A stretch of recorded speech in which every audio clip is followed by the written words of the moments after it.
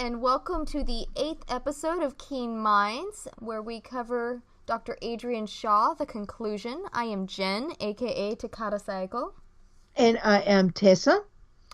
And we are covering our usual character development and parallels today for the fall finale, which was, in my opinion, and I know I've said this already once this season, which just speaks for how fantastic this season has been, but this has been one of my favorite episodes. It was very, very good.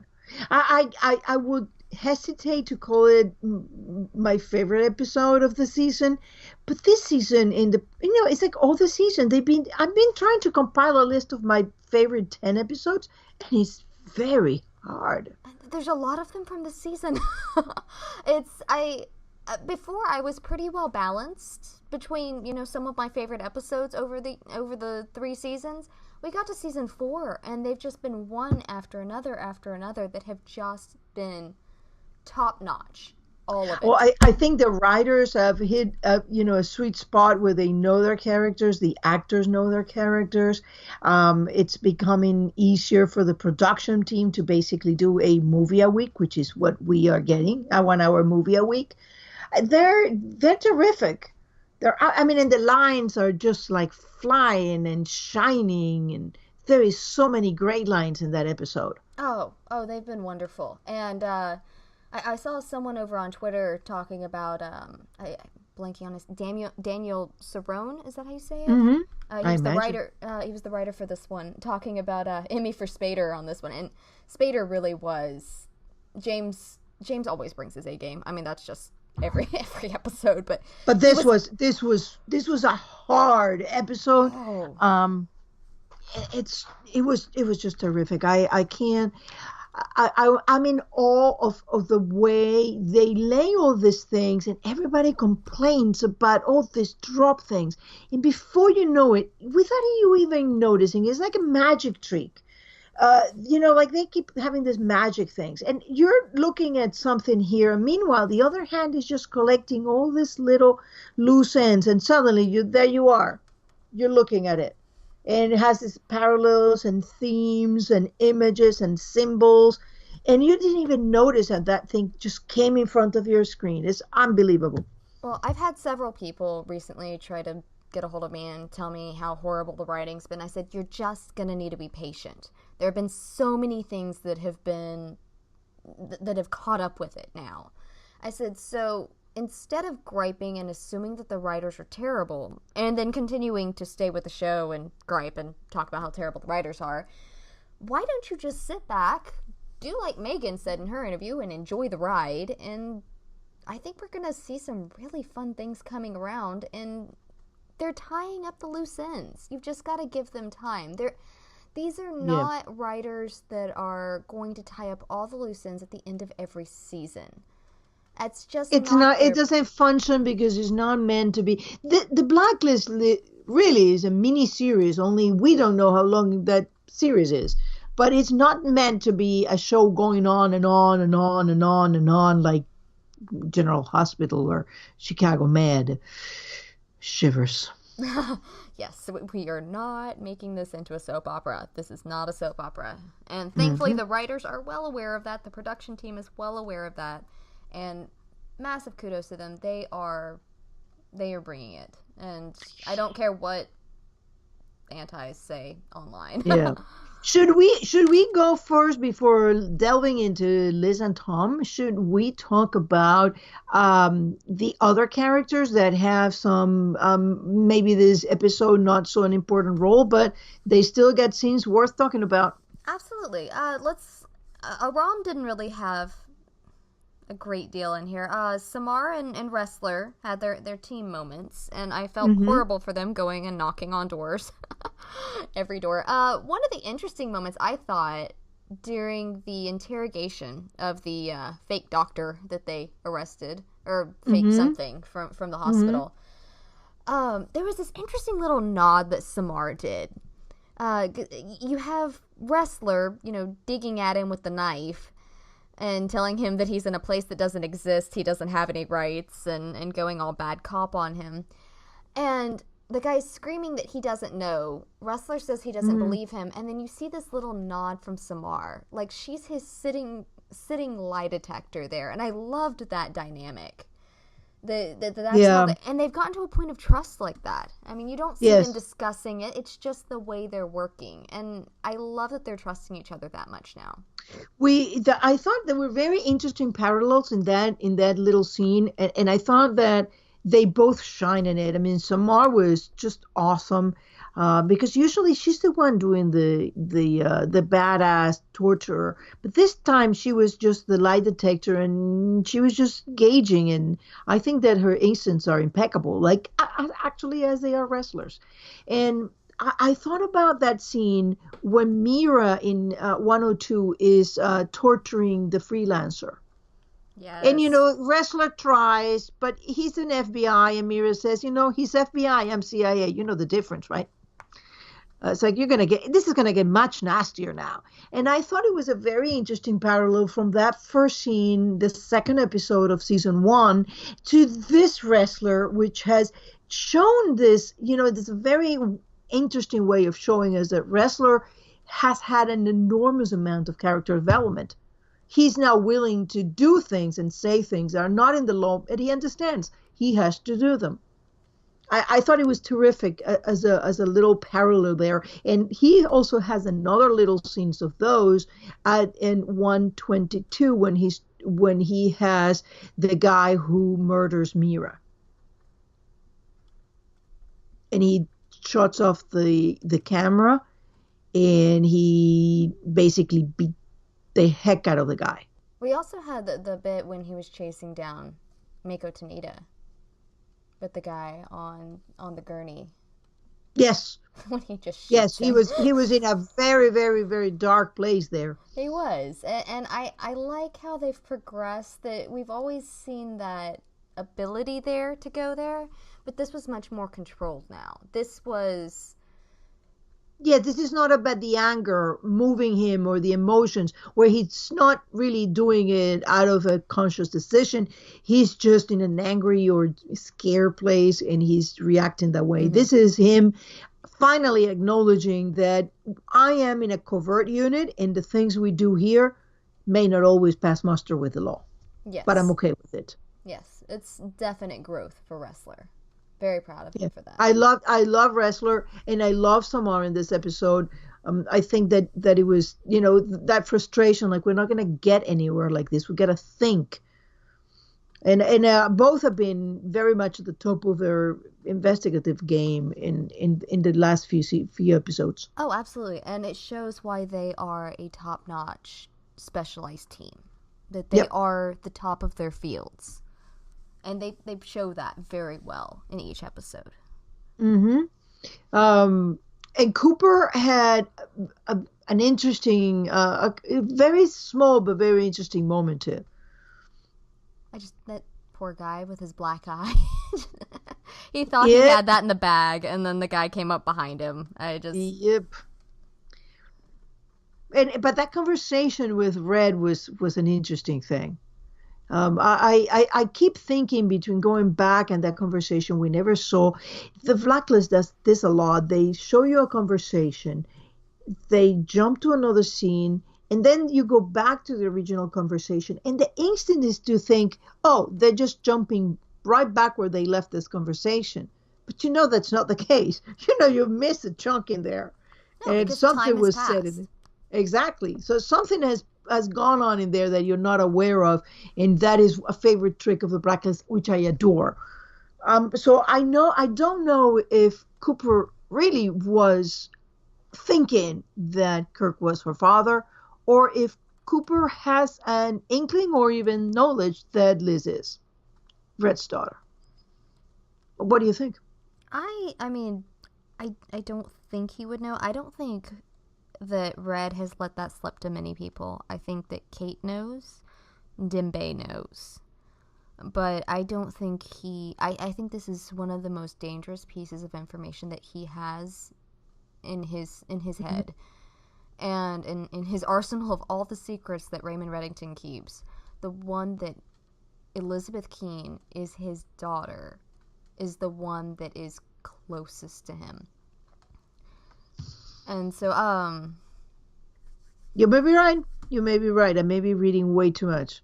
yeah. But I really feel like that's something that he will not and would not share.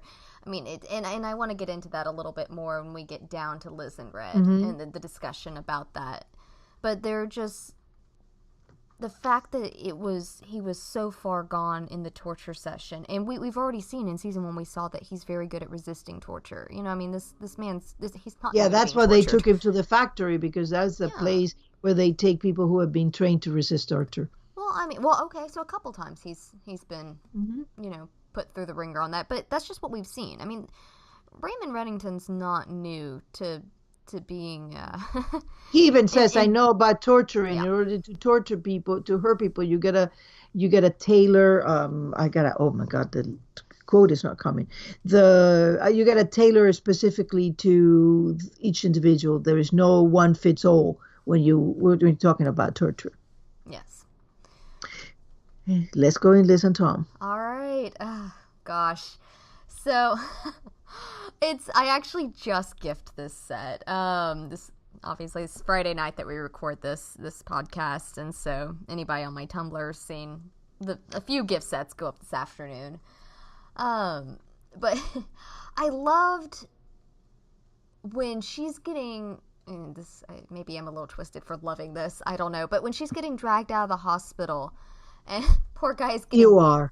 Yeah, thank you for that, Tessa. Yeah, I mean, it's just, you gotta face it. That was weird. I'm gonna. I love it too. Anyway, okay, we're both twisted. We'll just own this and move on. That's it. Sometimes you just gotta accept who you are. Love who you are. Be real to yourself. I love the weird stuff. But when he's being beat to hell on the floor and she's getting dragged out the front door because this man is obsessed with the idea he's her biological father and she's going to save his life. I mean, at that point, Kirk's gone into crazy town. Mm-hmm. And them screaming, Tom and Liz back and forth, it just, I'm not going to lie, and I know I'm not the only Keen Squared shipper that found that endearing. Because, and I made a comment on Tumblr today, I said that as much as I loved Teacher Tom, scenes like that show so much how if Tom had not been more than we originally thought, he would either be dead or would not be together with her at this point. Yeah, absolutely. He would have run for the hills because he never would have survived this. And so he had to be able to keep up with her. And they've done an excellent job, in my opinion, of doing that. So, but I loved that Tom and Liz back and forth, and then turn around in the ambulance, and Tom better not be dead. He better not be dead. Just to the point that Kirk issued the order, do not hurt Tom Keen. I mean, he was a little terrified of the very I think that he learned the lesson. I thought it was interesting also because they recorded this fun thing. I don't know if you remember. It was like a little thing, and there was like Tom, Liz, and they were having fun, and this was kind of a take on that. And the Blacklist does this a lot. Take something that should be kind of serious, and they just lighten it up. Either they put like this beat music for funerals and torture scenes and oh my gosh, whatever. That's what it is. I knew it was familiar, and I knew that there was something about it. That's what it is.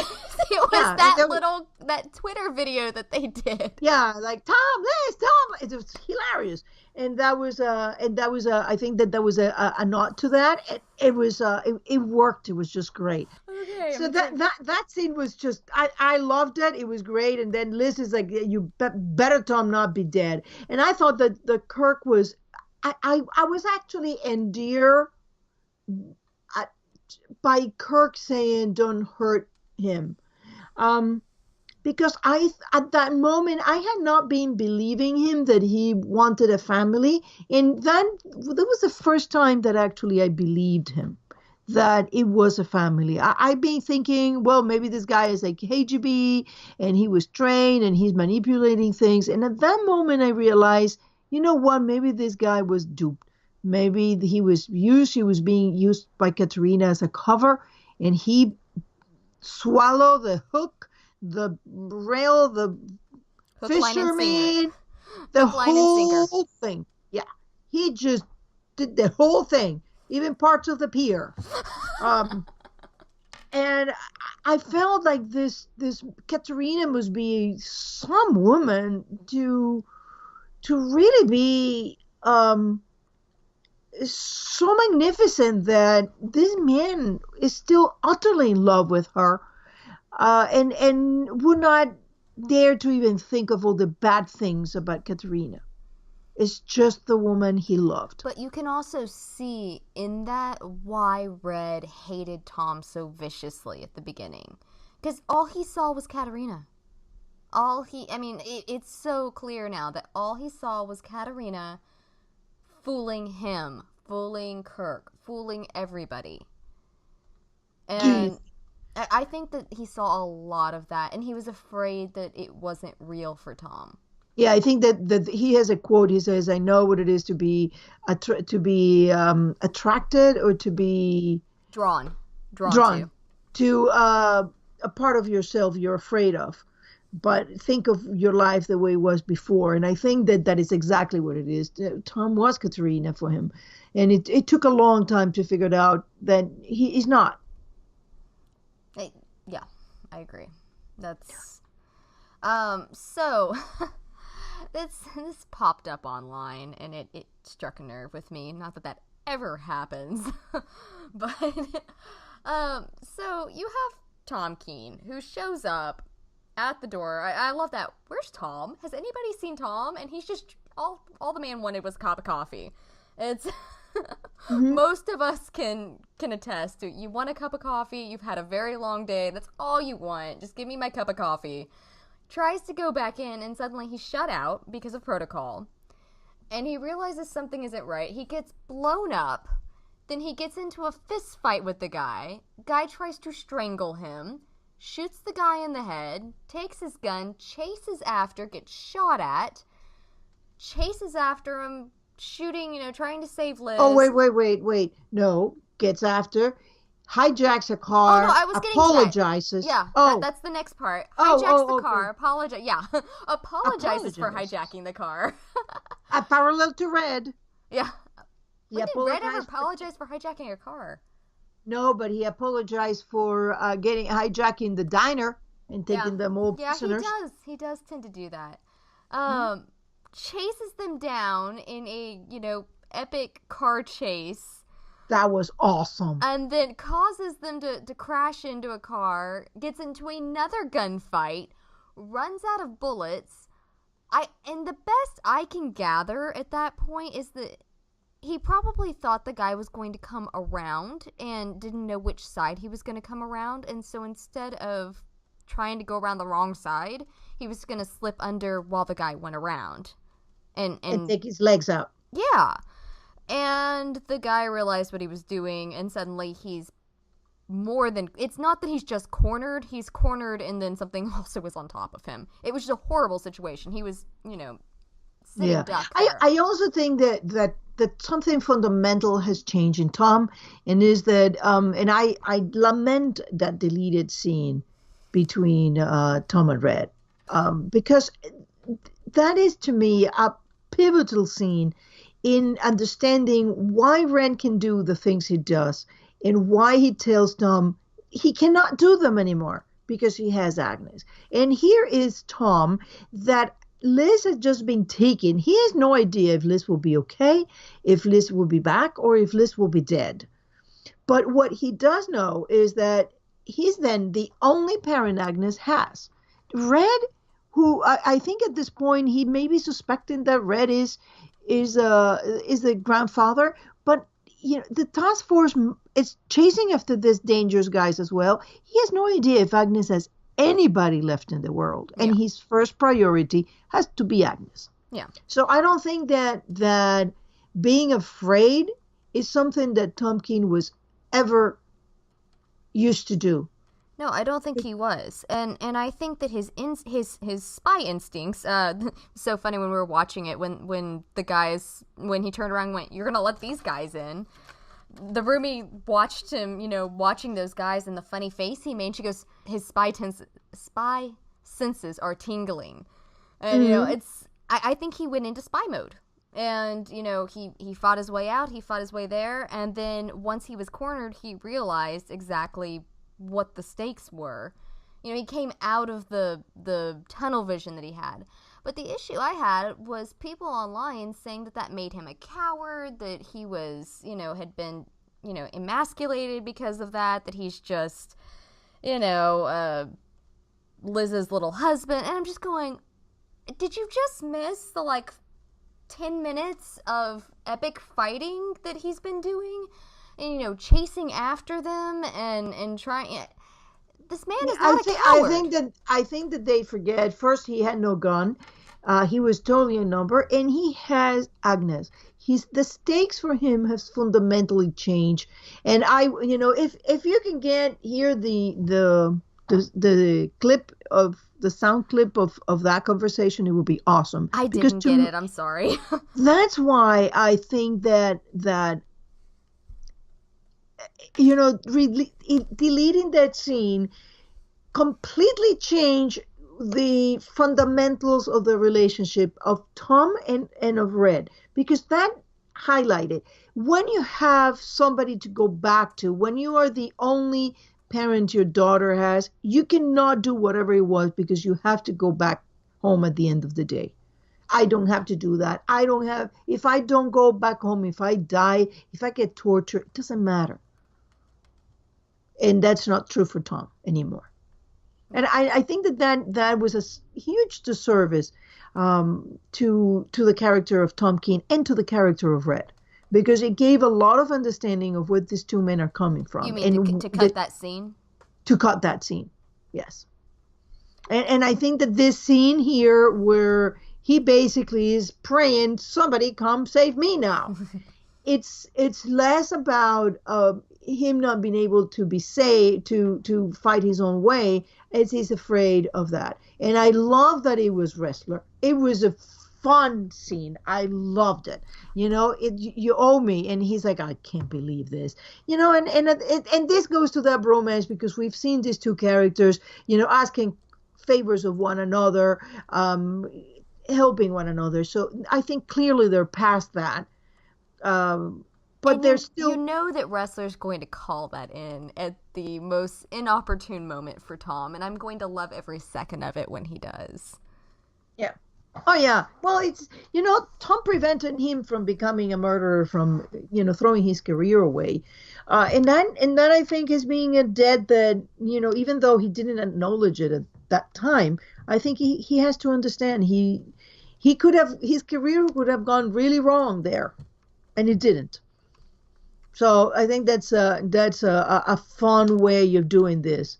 And maybe because he spared the other gnome, now he's in a better place. The second gnome. the gnome gods are letting him pass. Yeah, it's like, okay, you're a good guy now. Don't go destroying gnomes. The the gnome of Christmas past. Mm-hmm. Why don't we go into Tom and Dembe? Tom and Dembe. I loved it. I don't remember who it was. Someone put on Twitter, it's the bromance we didn't realize we needed, or something like that. And yes. The thing is, I am a huge fan of Blacklister 214's fan fiction. She writes a lot of fantastic. I don't know her fan fiction, but I do know her. She's just brilliant, and she has this lovely piece. It's a canon divergent piece, in which instead of getting picked up by the Major, Red adopts Tom, and Tom and Dembe basically grow up together. And I just it was just wonderful watching those two work so in sync on the television. Yeah, it was great. I also found fascinating that this is, Dembe is left here. He has to do this, and he just tells he might save your life. So it's not like almost like they talked a little about that. They kind of laid a plan, but here it is. Tom could have said, you know what? I'm not going to do this. My only objective is to save Liz. Um, but he does not. He did all that knowing that Liz was already out of there to save Red, because he knew that once Red came in, he was going to make sure that Liz got out. Well, I mean, And he, Red did make the comment. He said, that the task force needs to find her. We need to make sure that she's Kirk safe. doesn't. Yeah, that she's safe. And I think that was it. Is that if Kirk survived, she was always going to be in some sort of danger because the man had proven to be entirely unstable by that point. I mean, he was paranoid. He nearly shot his doctor for telling him the truth. And he's sick. He's a very ill individual. And so I think it's finally just pushed him over the edge in this episode. And I think that Red recognized, probably when Constantine got up onto the ledge with Agnes, I think Red realized how ill Tortured he was. Tortured, yeah. Ill. And I think I saw something in that a few episodes ago where his face, it wasn't this, yeah, you were my enemy. It was concern. It was concern. Like, you gotta stop this madness. Yeah, and I saw a little bit more of that in here, but I also think that part of it is that he knows that unless, like we were talking about, that if the threat is neutralized, now it doesn't necessarily mean death. For this, the thing driving Kirk is his life. It's his life. He wants desperately to survive this, and if he is a dead man walking, anything goes. If you're gonna die anyway, why not? It's very interesting that when you say that, because in a way, if like one of the reasons people have children is in a way because you're surviving. After you die, you have left something of yourself on this earth, and I think that Kirk, who find himself without Katerina, without Liz, he's desperately trying to survive. If he cannot survive physically because he can't find a cure, then he at least wants to have a child. Yeah, I agree. And it just, I think that was a lot of what went on, and we're kind of segueing into Tom and Red. Yeah, but let me just say one thing before we go into Tom and Red. That scene between the two of them when they get on the car, and that was a great scene with Tom, and then Dembe put on his American accent. It was great. Which is really funny because I'm pretty sure that's Hisham's actual accent. Yes, he just took off the accent. Yeah. And exactly. You're like, yep, that was so much fun because I've never seen actually Dembe working any undercover. And this was great. It was just brilliant. I loved it. So let's go into Tom and Red. Red.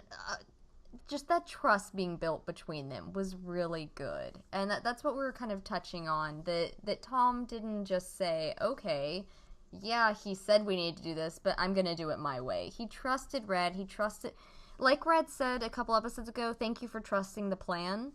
He trusted the plan. Yes. And so he trusted Red as the chess player and the chess master, and he played the role he needed to play. Well, I think that remember that scene on the plane in Mato? No, in Mato, when they're on the plane and says, when we get there, best to do as I say. I think that I know that you thought that you got angry about that in relationship to Kate, but I always felt it was very paternalistic towards Tom. And I think that, he wasn't as much being angry, like, you're like a worthless thing because you didn't do as I tell you. He was acting towards Tom like, you know what, you're young and, To be fair, I was really angry at Red at that point. I'm not sure there's any one thing that's sort of swung me back around, but I can't stay mad at Red. I tried. I think really that if that Red and Dembe scene didn't sway anybody, oh god, like a knife to the heart. But anyway, Tom and Red. Yeah. So the end scene was interesting because you and I discussed it a little bit before, and You had made, because when he opens the door, he said, "So it worked," and then Red walks in and goes, "I'll take that as a thank you," and walks out and goes to hang out with Dembele while Red and Liz are talking. That was an interesting choice because in the previous scenes, he had stayed. When he comes back and take a look at Agnes, Tom stays in the room. I think that his choice of leaving the room and leaving Tom and leaving Red and Liz a moment alone together, to me speaks that the final confirmation that Tom needed to know that Red is Liz's father, he got it. I don't know if he knows for sure, because I know you had mentioned to me outside the podcast that you thought that Red had told him that.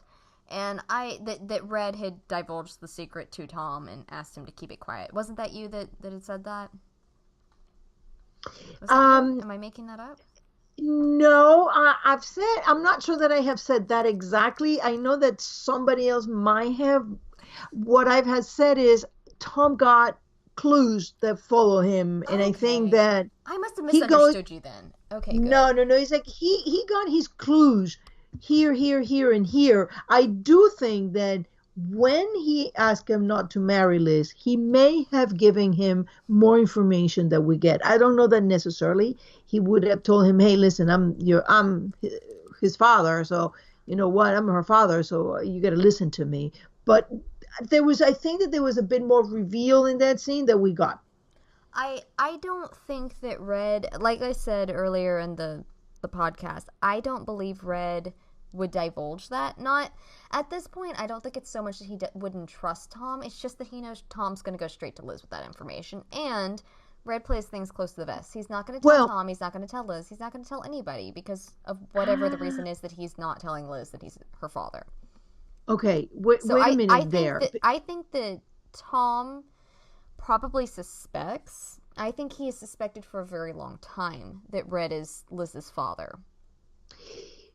You see, I have a different opinion about that. It's going to sound very weird, but if you think about the way Red has been with everybody else regarding Liz, it being a little nonchalant, this is not that important. With Tom, even before, when Tom was a bad guy, when Tom was working for my enemy, when Tom was, everything that I fear could ever happen to Liz is happening, he still sat next to him in a hospital and told him that her father will always be there watching her from the shadows. So to me, that feels that Red was telling Tom, just he cannot say it out loud like Liz is my daughter, but he was pretty much telling Tom her father is alive and is watching her. Without saying it, he's saying it. I don't think he would ever directly say it because I think if Tom knew 100% that Red is Liz's dad, I think that there's zero reason why he would keep that. He's shown too many times that he's willing to go to her with information. And even with except if it's a suspicion, because by not saying it in a way that confirms it, it's just still a suspicion. Right. But it's clear enough for Tom to, even he asked her, like, is Red your father? And that's what I'm saying. I think he suspects it. I think that if you were to ask him, he'd be like, "Yeah, I'm pretty sure," but it's not enough that he would go to her. That's what I mean. Okay, that's great. What I mean. Cool. Yeah. We agree then. Yay. Yeah. I think that he has a knowledge, but not a confirmation that he can share because he has nothing except, "Oh, Red told me this." Yeah, well, Red says a lot of things. But to him, and I think that Red was making him know without giving him anything that he could confirm. Yeah, that does make sense. I could definitely see that. And that's much better stated. Yes. I just misunderstood you before then. Okay, do we want to dig into quote-unquote Daddygate? Well, we don't have to call it Daddygate anymore. It's just canon. Daddygate anymore. Yep. I still don't know the origin of that phrase because I came into the fandom much later after that got started. But I always kind of got the impression that was an insult that got started with certain groups, and that the quote unquote daddy gators kind of just took it and owned it. And but it's now canon. Yeah, it is. And even if, and honestly, if Red had just said it under tons and tons of drugs, I might have gone, okay, that's close, but it's not, I'm not sure, but we did have the writer of the episode confirming it on Twitter as well. So. Well, and it's like, this is the Blacklist. They are never answering everything in a positive, unequivocal way. The Blacklist doesn't speak unequivocal. Well, there was a wonderful, and I feel like I'm just kind of singing Blacklisters' praises tonight, because I talked about her fanfic, and now I'm talking about her little mini meta. And that was awesome. Oh, gosh, so hat tip Blacklister214, she made the very interesting comment about the fact that every time Kirk said, "Are you her father? Are you her father? Are you her father?" Red refused to answer. He was not going to answer. And then he turned around and said, "Is Elizabeth your daughter?" And he said, "Yes. What do you want me to say?" Yes. He would agree to her being his daughter. And what Blacklister said was, in general, that she thinks that he's done something, in the past that he doesn't feel worthy of being her father, but he's always going to love his little girl, so she will always be his daughter, but he does not feel father worthy. Is something you need to earn a fatherhood, while somebody being your daughter is something that happens. Yes, I thoroughly agree with that. And it was a beautiful catch that I did not make at all. And I read that this morning, and I went, "You're amazing." It was I might have made it later, but no, she just jumped on there. She did. And she had it, and it was also beautifully written and explained. Mm-hmm. It's like, I also feel that it looking when I read that, I was like, oh, going back and hearing and seeing all these clues coming in here, and it just made perfect sense, because there was an one of the earlier episodes, when Sam is sick and Red is like, "You should be with him," and Liz is like talking about the case and ignoring him. It's like, do you, is there anything that you want to do? And I read it as Red is terrified that Liz doesn't love Sam, who was there with her. How is she gonna love the father that abandoned her? Oh, think about their first meeting at the post office, when he started talking about, a child won't fix this, and she goes, you cannot lecture me on family. Mm-hmm. You abandoned yours on Christmas. Those are some of the first words in the time that she remembers meeting him. Hi, Dad, don't lecture me, That's what he's hearing. And so even now, after everything, and that he knows that if it were to ever come out, which it will, because it's the Blacklist, and sooner or later she's going to find out, she is going to be pissed. So angry. You think she will be? Oh. I think that Red, gave her the hideous fish story, and basically was telling her in the hideous fish, I am hideous, and will I be less hideous? If I had your love, will I be less hideous? She misses that, though. I love Liz. This is not a knock to Liz. It's just an observation that when she's upset with people, very rarely does she take into consideration why they did what they did. She doesn't sit back and go, "Oh, honey, our daughter's been taken, and you have a spy background with great deal of training. Of course you went and checked out that feed, even though I asked you not to." No, she goes for the low blows and, takes as hard of a hit as she can, because she's angry, and she's a narcissist. It's all about her. And she's gotten better now about taking a step back, and once she's had time to breathe, going, okay, I have some perspective, and here's what, and that's huge growth for her. She's made those leaps and bounds recently. Mm-hmm. So I do think initially, and it's going to depend on if it comes from from Red or if it comes from another source. And my guess is it's going to be coming from another source because she's asked him directly before, "Are you my father?" And he said no. And granted, I think that goes back to him not feeling worthy of being her father. But And also having killing Sam and promised Sam before killing Sam that Sam will always be her father. yes, and that was another thing that came back around while he was talking to Kirk. He Yeah, said she lived with you off and on for 4 years when you were there, and after that, Sam Milhone raised her. yes. And so he And keeps he's reiterating also, that Sam is her father.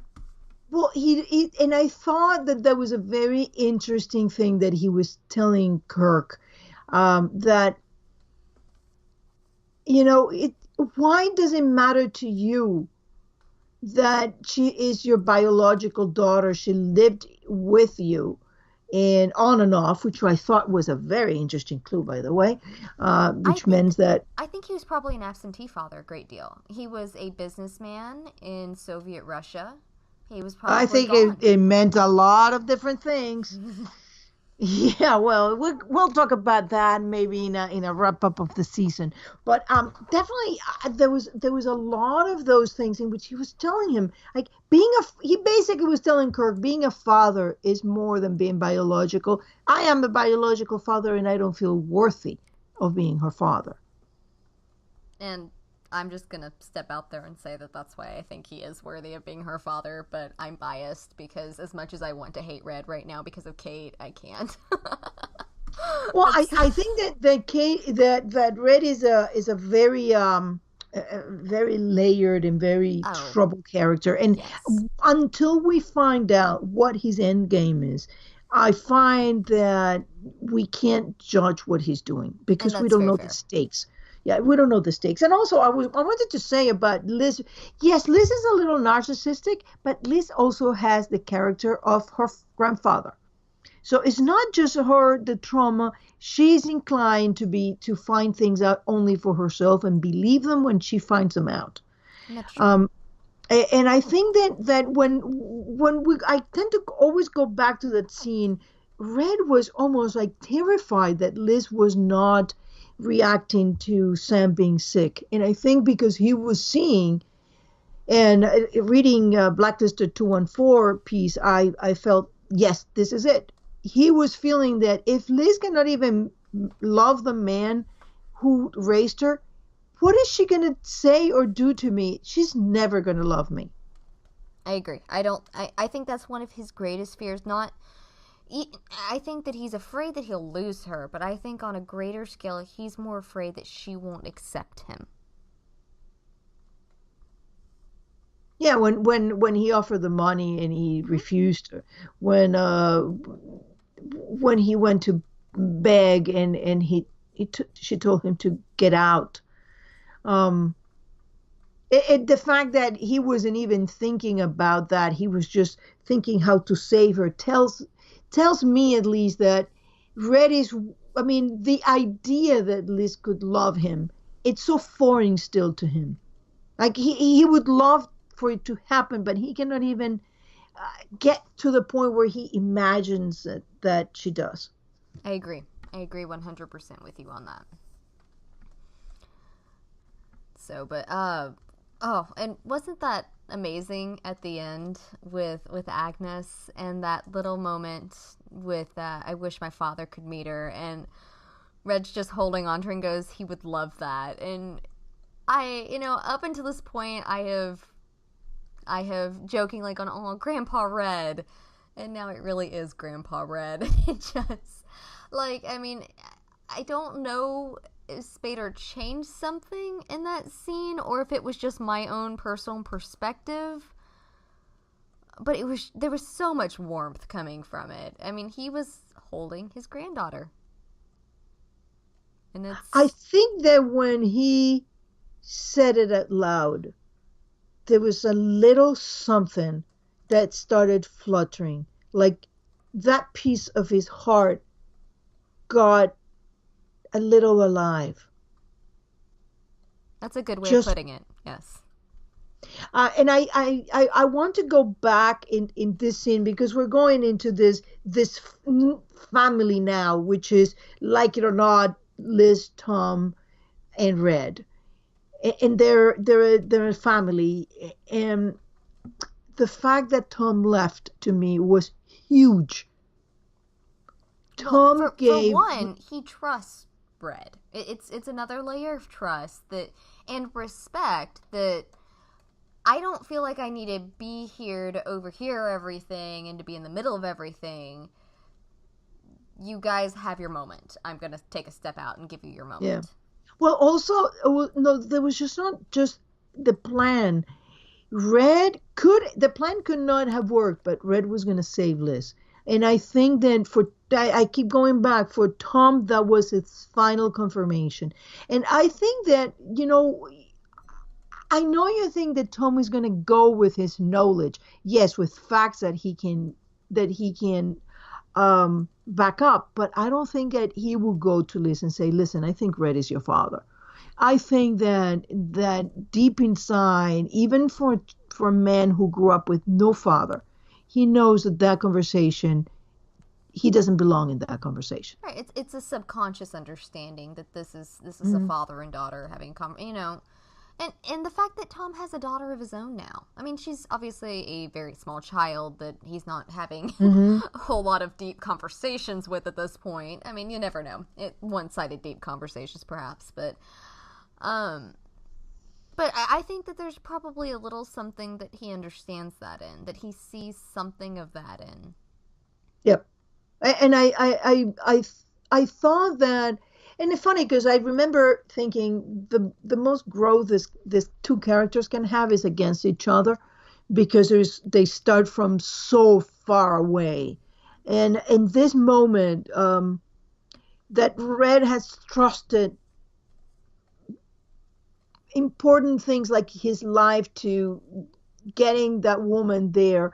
I thought it was an understanding for both. You were talking about Red not getting character development. I think that in this episode we saw a lot of character development for everybody. I actually thought about that as I was watching it. I remember watching Mm-hmm. it last night Mm-hmm. and going, "Oh, Red character development all over the place. Thank you, Red." Yeah. I feel like he's had very visible character growth because he's been forced to. He's been forced out of his status quo of sorts. I mean, that's not the right phrasing for it, but he's been forced out of his comfort zone. He's not in control. Usually, Red is the one 5 steps ahead of everybody else. He's controlling the board, he's handling things, and so he's not. While he has to shift and adjust to other people, he's still in control. In Thursday's episode, well, not Thursday's episode, but in many episodes this season with Kirk's been ahead, and so he's really had to adjust in ways that has made him grow and made him, I think, take a look at things inside of himself that he's not been willing to before. Kind of like you were saying that when he admitted that Liz was his daughter, that it woke something up. I think this whole experience has brought out a lot of emotions that he's done very well to bury and board up. I think so. I also, he had a huge moment with Dembe when he turned around and say, "I'm sorry for everything. I'm sorry for Kate." Oh, that was beautiful. That is Red acknowledging he was wrong, And he that never he does. cost. He Yes, so he rarely cost. I mean, we have only seen him apologizing to his hallucination of Katerina. That's the only other character Red had. I've noted that I've written posts like, Red doesn't apologize to Admiral Richards, to anybody, only to Dembe and to his Katerina hallucination. He's apologized to Liz before, hasn't he? In very emotional moments. I think there is one. You will have to search in my memory for it. I think that there was at the end of season 2 when her memories came up. I thought he apologized when he said I didn't want you. Maybe he just said I didn't want you to be like me.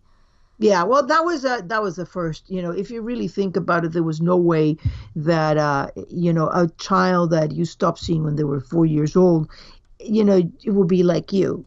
That was probably your first thing, and I still think that the person he had sent the most clues about is Liz, but the second one is Tom. You would not marry her. Mm-hmm.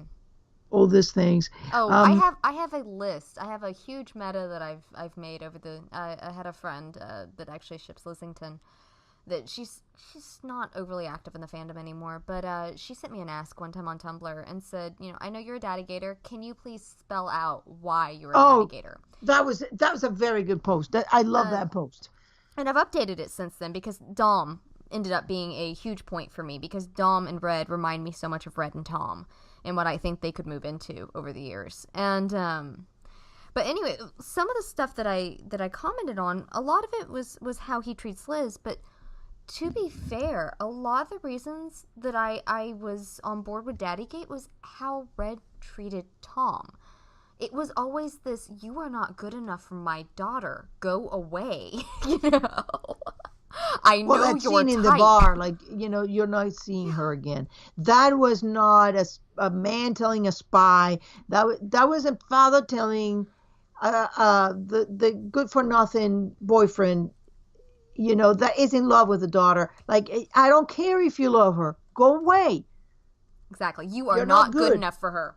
You are bad for her. Go away. And that's exactly what I saw.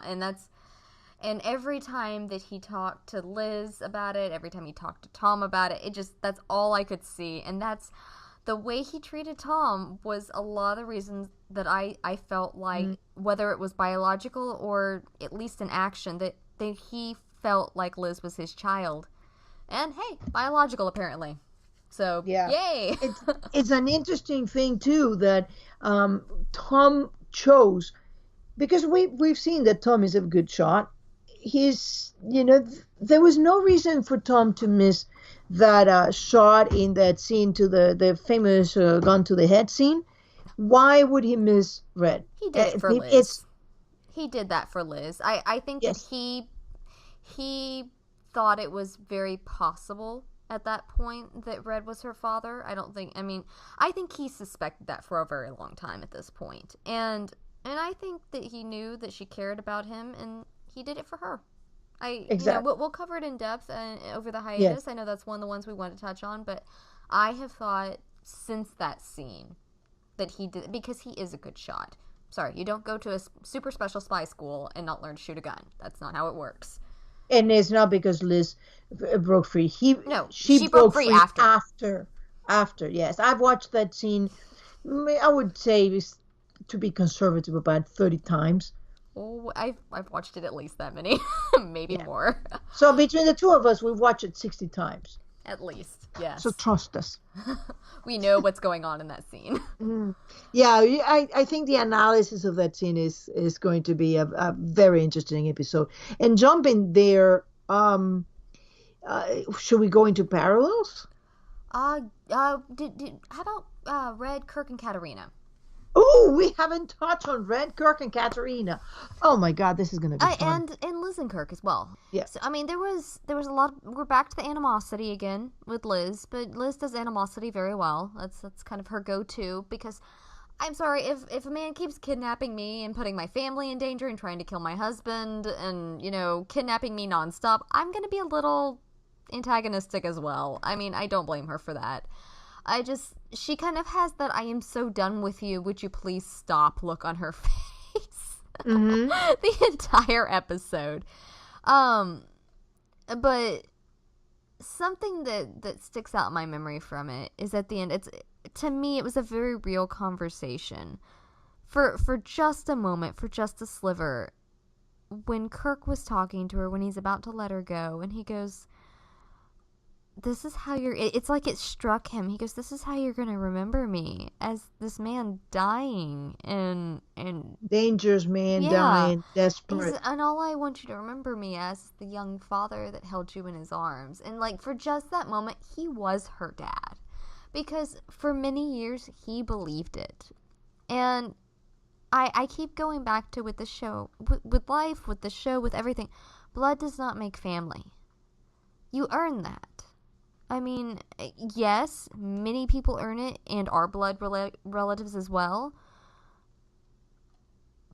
But you earn Hmm. that. And I think that there are probably moments in Kirk's life where he did. That he really loved his little girl. And that was, him looking at that picture right Yes. before he told Odette that he wasn't ready to go. I mean, that reminded me a great deal of when Red thought she was dead, and that picture of Yeah. her as a little girl, just holding that, and like that this is the image these two men keep of her. She's not an adult with her own daughter and a husband at home. She's this little 4-year-old child who is depending on them to save her from this deep dark world. And for them it's each other, or some other darkness. But this is kind of the mentality that these men go at it with. She's this little innocent thing that they have to save. And it's I do think that that while is on that they have to save, or that this little innocent girl is saving them. I think for Kirk, when well Katerina left. for that moment when he's telling her that's what I'm saying. In the Yeah. Oh, few okay. select moments for Kirk, when he's looking at her photo, when he's talking to her, I think in those moments for him, He's back he's being the good man. yes, exactly. I think he's just very complicated, like everybody else in the show. I think he's good and bad and everything in between. I think he's sick, and that makes people desperate. When you're dying, you're desperate. And I think that complicates everything. And I think his emotions, he's not flattened out. He's not simple. His emotions are all over the place because it's a complicated situation. I think that he's also trying to climb to this belief that Katerina really did love him, and I think that when that goes back into Red and Kirk, but Mm-hmm. that Liz was a proof of it. Liz was that girl that they both have created, and it was because she loved him. And I think that for Kirk, his life went into darkness when they left. Well, I think it was last week's podcast. I think I mentioned on it that to an extent, I think that Liz was proof that he won.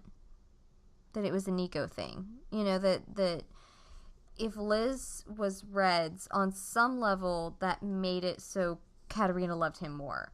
But he was desperate to think that she loved him. And it was so interesting when Red was telling him, you were either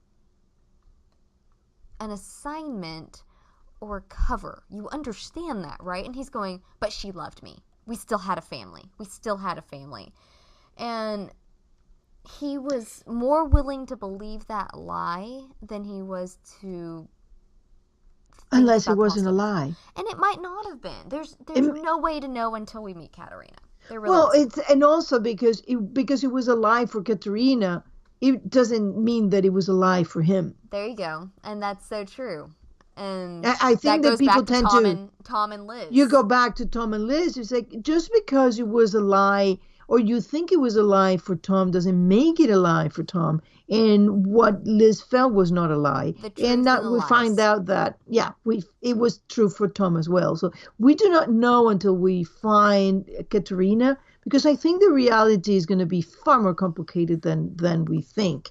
Um, but I think that what really got Red um, was when he started talking about how Katerina was a woman that lived, that was more alive than anybody else. And that brought me right back to when Red is talking to Sam. And they're talking about this woman who had this great legs and was thrilling in bed, and maybe she plays hockey, field hockey in college.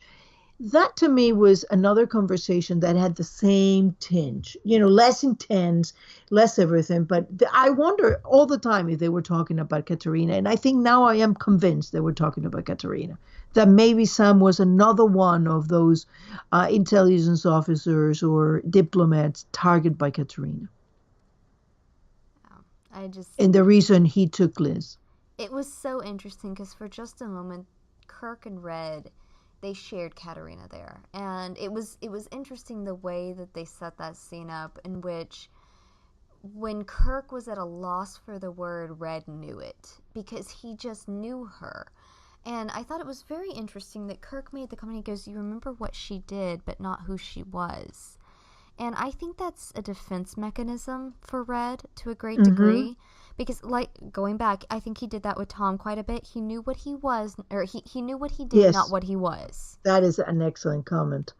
And Indeed. and he focused on that. No, this man is a spy. This man was an undercover agent. This man is, a It's a bad criminal. person. He doesn't change. Yeah, exactly. And it was not until he was basically forced to start realizing who he was as a man. And when Tom started figuring it out, because he'd spent so long under the masks and under the lies that he Mhm. had to take a while to figure it out. And I think that that's a defense mechanism that Red uses because, and kind of like going back, we've discussed before how he referred to Agnes as the child, the child, the child. It puts a little bit of distance there, in an intensely emotional situation. I mean, he knew he was chasing after his granddaughter, but was he going to be able to successfully save his granddaughter if he was chasing his granddaughter? Or Exactly. was he going to be able to save her if she was the child, if she was the goal at the end of the tunnel? Hmm. And so Yep. that's what Red does. And if he's trying, you've theorized before, and there are some theories that I am on board immediately. There are some that take me time, and then some that I just still have not jumped on. But your one about Red protecting Katarina, knowing Katarina's alive and protecting her, I'm now like 95% on board with. You have pulled me. This episode did you wonders for pulling me over there. Oh wait, I got more places, more dark places to pull. Wait until you believe that Carla is Katerina. You know what? I actually made a comment to the roomie. I was like, "Oh my gosh, what if Tessa's right? What if that's actually Carla?" I'm Well, never I gonna mean, live this down. it is. It is. I mean, I just based that kind of, among other things, is like if you wanted to disappear, you want to go as normal as possible. And if you remember, one of the Unleashing Tom King is like, do you ever disappear or you just become normal? Mm-hmm. And when I heard that thing that she was so alive, that thing came right back to me. So somebody who was so alive, how would they would disappear? By becoming normal, by becoming everyday. Yeah. A woman with a cheating husband who doesn't have a very exciting life and didn't seem particularly alive. But anyway, that Regardless, I Red do I do think that Red knows that Katarina's alive at this is point, alive. Yeah. and I think that's what he told Kirk. I really do, because I think that's the only thing that would make Kirk keep him alive. I know where Katarina is. Let me go save your life, and you can see her again. Or something along those lines. Whether he does or not is up for grabs, but that would be the promise. And I think that would be the only thing, because I think that Red saw how much I think Kirk loved her. Whether it was a healthy Oh love or yes. not, I mean, we can decide that. I mean, we could I probably think that debate it that was forever, it but was it was okay until um well, he thought that Red took her, and he may have thought Liz dead, but until he saw Liz like a criminal, it like that for him was losing Katerina all over again. Because I think that deep in his mind, he knows Katerina was just targeting him, using him. Independently of whether she really loved him or not, the reason she was with him was because it was a cover. exactly. And he was wealthy and about her some invisibility or visibility, whatever she wanted at the moment. Yep. And so, and then we paint Kirk as a tragic figure. There we go.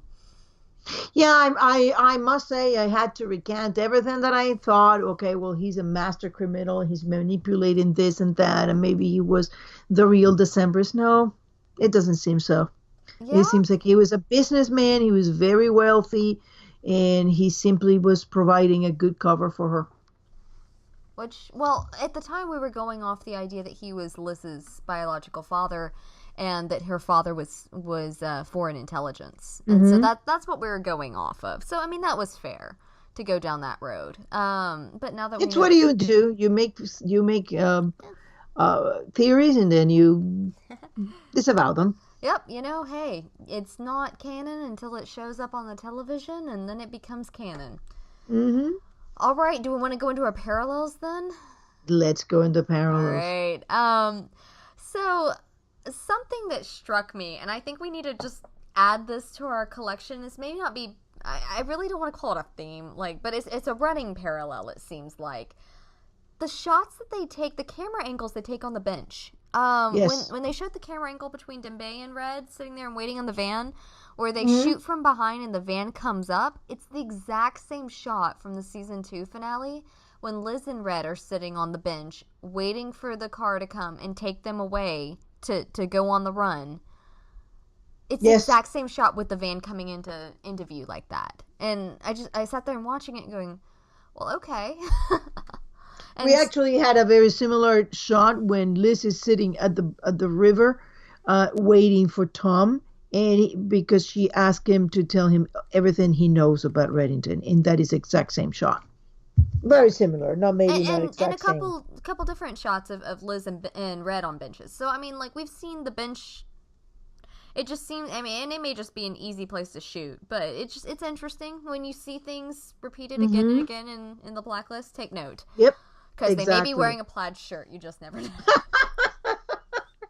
Well, he certainly was wearing a plaid vest, and he wears plaid vest a lot. He does. So Um. that's how I know that he's running some everything. He's running an operation, or he has Katerina somewhere. Well, there's something going on. It's not as easy as it is. Red. The writers keep telling us Red doesn't lie. Red certainly stretches the truth. Well, Um. it's different than lying. I do it a lot. Don't rain on my parade. It's all in the words. I'm a writer, so you become Yep. a wordsmith. I don't judge. Um, so, That's how we get along. And then the whispering. That was a fabulous yes. thing you Okay, so added I will there. eventually make a gift set of this, but when he leaned forward, he pulls him forward like that, and I think it also was Ansel Garrick as well. I believe he pulled him forward like that as well, but he Yes. had a thing of scissors stuck in his spine. Mhm. But it also reminded me, because they're telling secrets like that, all I could think of was season 1 finale. Tom leans in and whispers into her ear, "Your father's alive." This fall finale for season 4, Liz's father is telling her big father something, leaning into his ear, whispering a secret. And Mm-hmm. I can't, I mean, we won't know until when they reveal, and hopefully it's at the back half of the season. I hope they don't make us wait until season 5. But Of I course I think will. I think that he was whispering that Katarina's alive. I think so. And so And I that's such a beautiful parallel if it and is. and if it does, and we know that is true, because the other things that he has said, like for when he stabbed Caligari, he said, it's true. I'm the informant. Tell our friends in hell that I won't be long. Yes, that's So, another time when he whispered hmm close in. And so has he that's whispered to anybody else? let's see, Garrick and Kirk now. He doesn't do a lot of whispering. Red's pretty And vocal. Caligari. Yeah, Yeah, and Red's pretty Caligari. vocal. He'll tell you how he feels. Oh, and Garrick. So yeah, he's done it. Some, yeah, it's he only does it when he needs to. It's very dramatic effect there, but that's very Red. And so you Red you and had, them. yeah, you had made the comment about Red and Dembe. Yeah, he has said goodbye to Dembe. In when he's about to leave with Liz in 222. Then in for in this one, and he's thinking also that in this time that this may be the last goodbye, that he's not gonna may not see, and it was a beautiful scene. Honestly, that has been one of the most beautiful scenes when he just asked for forgiveness and forgiveness about Kate. And I think that in that moment we see that Red indeed feels sad and sorry Well, about Kate. I think it's very much like Tom at the end of season 1 when he told Liz that he thought her father was alive. It was, I'm about to die. What do I have to lose? What do I have to give you? And in that moment with Red, he thought he was about to, there was a very good chance he was about to walk into his death. And so these Mm-hmm. things that have been weighing on him, it like I said earlier, when you're dying, you're desperate. And so he's looking at it when, for Tom, the thing weighing on him was, I've just hurt the only woman in my life I've ever loved. For Red, he's looking at his impending doom and going, these are the things weighing on my heart. And basically, it's like walking into the confessional and talking to the priest, and Dembe Mm-hmm. was his priest. Yeah. And he's only taken leave of Denver a few times. He's taken leave in 110 after the Anslo Garrick attack. And I think because he needed to be sure that Denver was not involved. I think that at that moment he suspected everyone. He wasn't ready to trust anyone. He says Denver has to wait. And he's just walking alone in New York City. And the only thing he wants to do is to wants to call Liz and hear her voice. His little girl. Yeah. And then in Cape May, when I think that eventually he called him and told him where he was, but basically he went into an opium den and then left on his own without a gun. Um, and I think that in a way he was ready to die. Oh, I think if death had come knocking on his door, he wouldn't have said no. Hmm. Exactly. Like, he wouldn't have done it himself because of the comments he made to Katerina, but And what exactly would have been those people that would have been devastated if, according, I mean, of course, we know that Red said that he has other vulnerabilities, so other people. So, who do you think those people are? I mean, just Dembe, well, I think it would have Kate? Dembe and Kate and people in his life like that. I mean, I, I I think that he just saw it as, you don't do this to the people around you. Maybe Jennifer. Because the Maybe. fact that we haven't seen Jennifer or we dropped her in there and then never mentioned it again doesn't mean that she's not important, doesn't exist, and Red never sees her. Yep.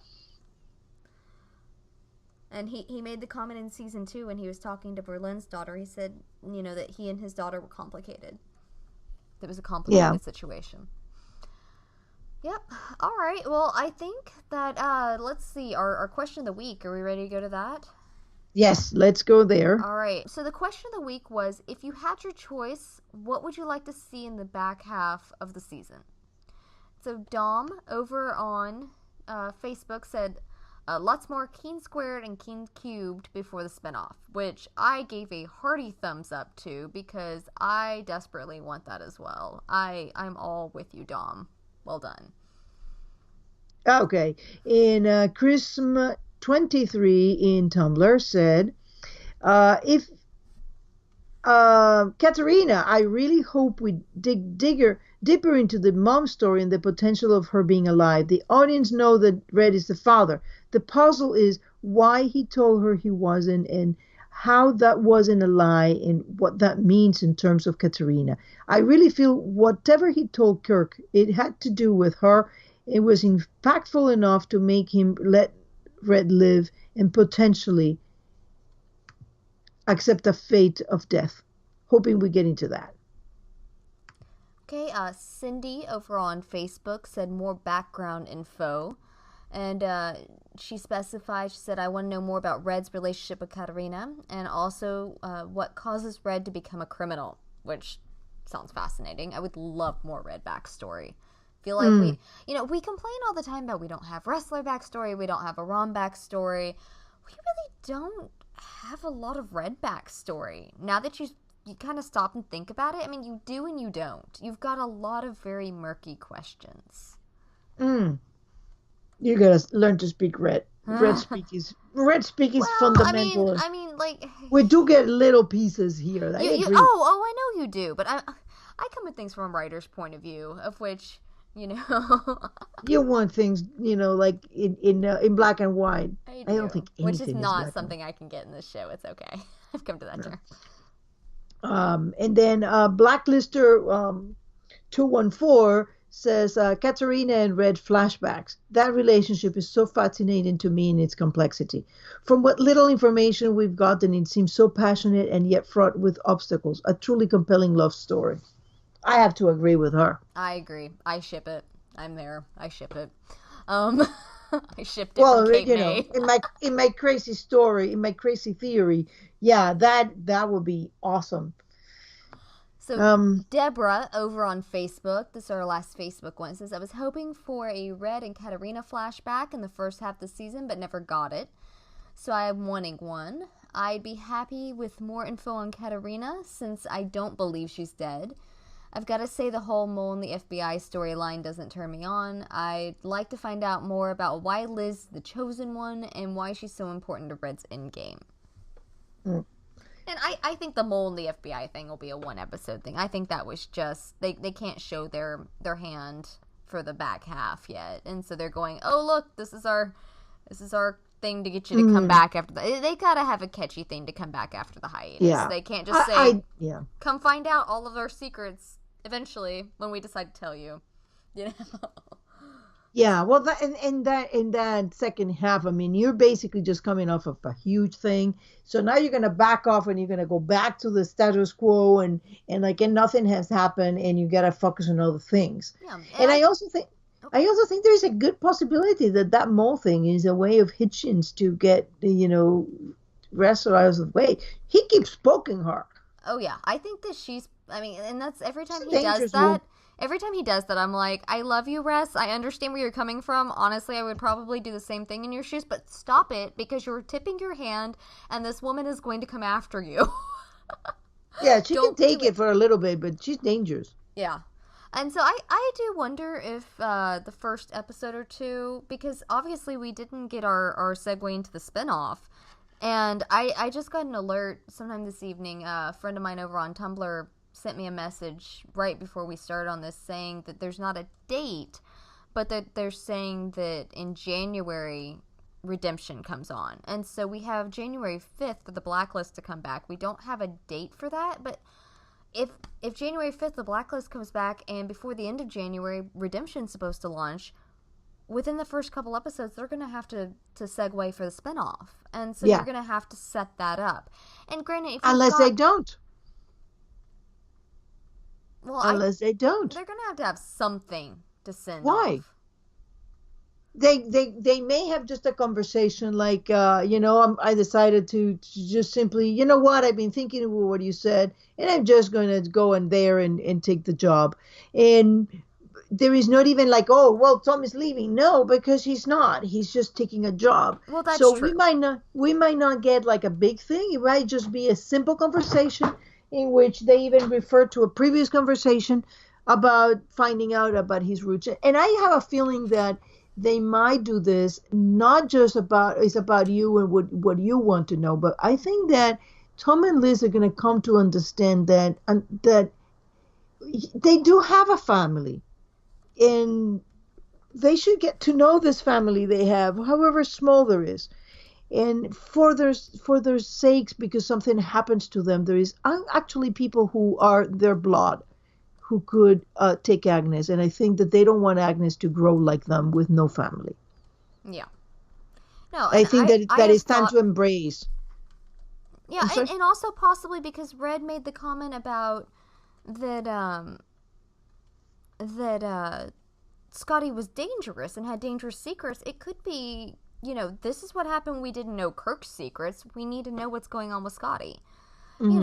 It could be like best case scenario, Agnes gets a grandmother. Worst case scenario, we know what skeletons Scotty has in her closets and know how to fight them before they come. Because, I mean, at least with Bud, Tom knew what they were up against with his past. Now there's a whole set of questions that he's not aware of what the dangers Hmm. are.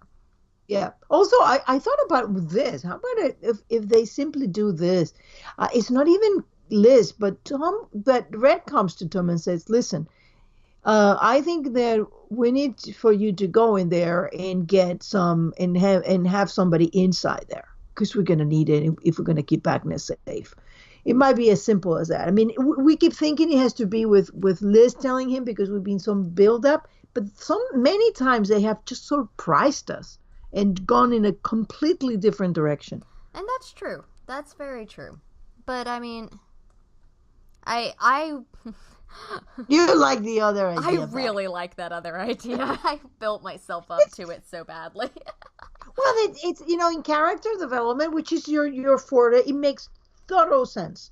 There is they've been discovering and now finding out what happened to Tom and why it happened to And Tom. that little comment from last week where Tom said, I that basically that he appreciated that Liz wanted to do that, that she wants to find those answers, that he didn't agree with what she was doing, but I don't remember the exact phrasing off the top of my head, but that he it wasn't appreciated, but it was something along those lines.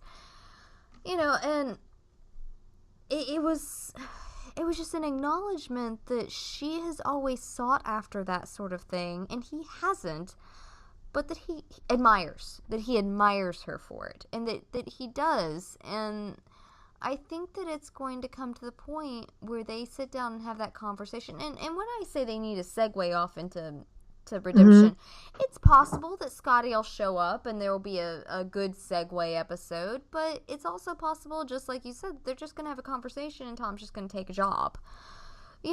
Because it hasn't been very long since Scotty said that. He could just call her up and go, "So what are the Sure. numbers?" And get the numbers delivered, and oh my gosh, how can we say no? Yeah.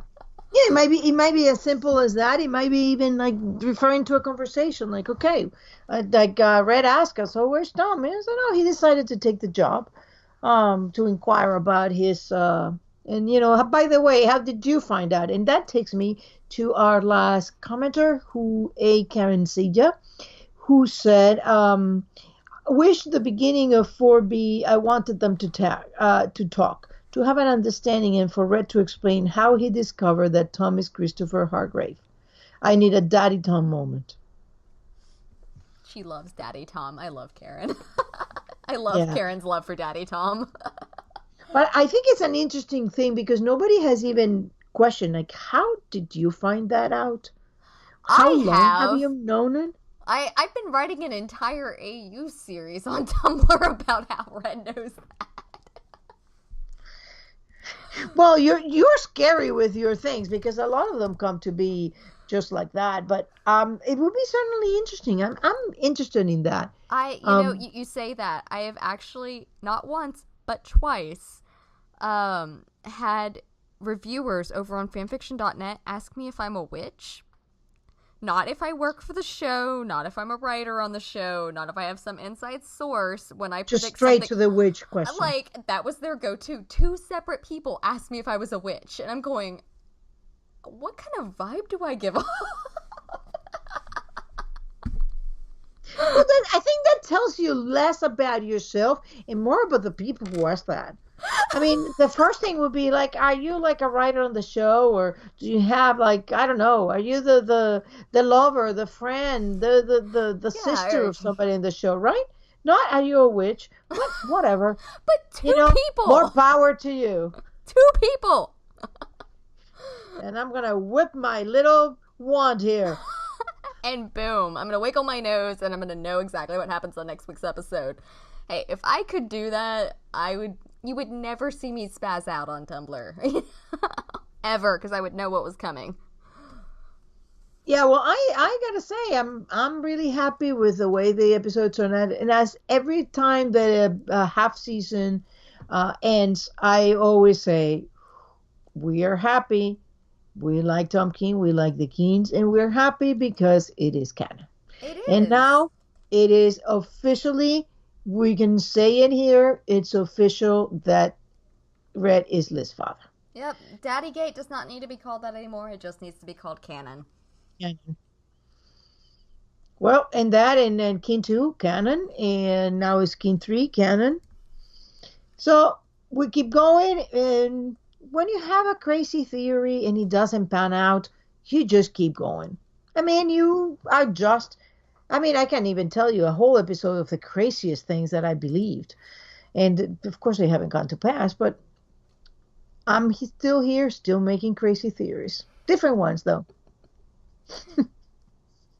Let go of the ones that canon blatantly says are not true.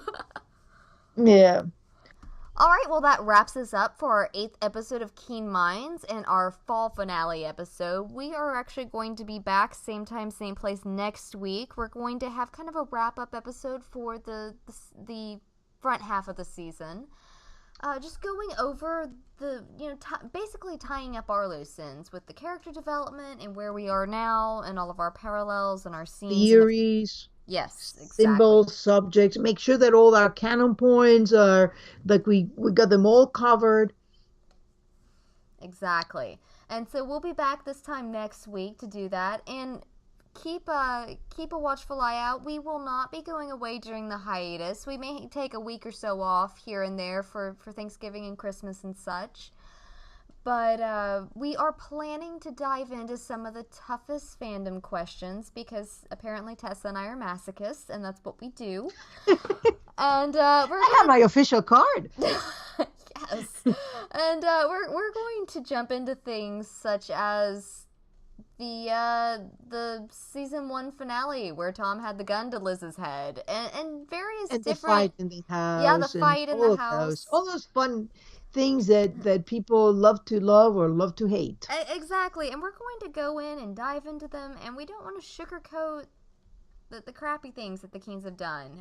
Probably the boat we'll go into. If you guys have any requests for those, if you have any scenes that you really want us to touch on and you don't understand, or you don't understand where either Keen Squared fans come from on it, or just, people who like Tom Keen come from on it, that's fine. We're not judging you on having those questions. We just want to share our thoughts with it, and we want to start that dialogue. So just let us know, and we're happy to share our thoughts and get that dialogue going. It'll be a lot of fun, and it'll also... I think it will be. It'll also help the hiatus move a little faster, hopefully. Yeah, and you might be surprised because my take... Takeda Saiko has the take on character development, and she's amazing about it. And I have a take on theory, which you are amazing at. Thank you. That really is it. Here we don't see eye to eye. We see in the same direction, but we don't see exactly the same thing. So these are going to be very interesting, and I invite everybody to come and listen because I have a feeling they're going to be so much fun. Absolutely. It's going to be a blast. I mean, if we've got to have a hiatus, we might as well make it fun, folks. Exactly. So we will continue to see you or hear from you every week. Catch us on Facebook, on Twitter, and Tumblr. We are streaming on SoundCloud, iTunes, and YouTube. And feel free to leave us questions and comments. And like I said, if you have anything you want to specifically hear about, please let us know. And until next week. Until next week. Right, bye-bye.